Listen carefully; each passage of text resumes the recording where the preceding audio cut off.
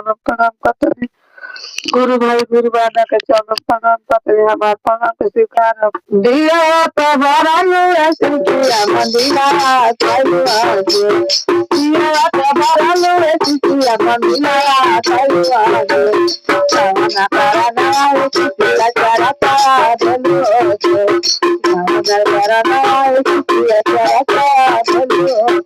अरे दिया तो भरलू सिकिया मंदिरा कलुआ जो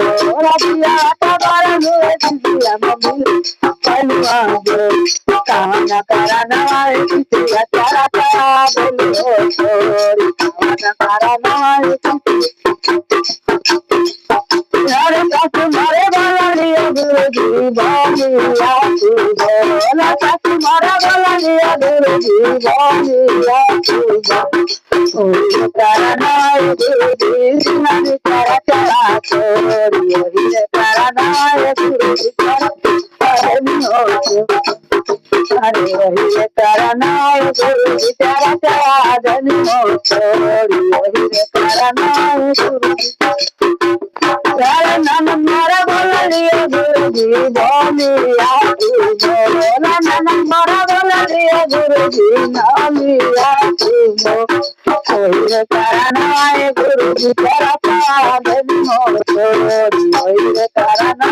गुरुजी करता धनी हो दिया वाता भरा ले सिसिया मंदिला कलुआ जो दिया वाता भरा ले सिसिया मंदिला कलुआ जो सावना करना सिसिया चरता देलू सावना सिसिया चरता देलू अरे गोती मारा बोलिए गुरुजी बोलिया तुझे गोती मारा बोलिए गुरुजी बोलिया तुझे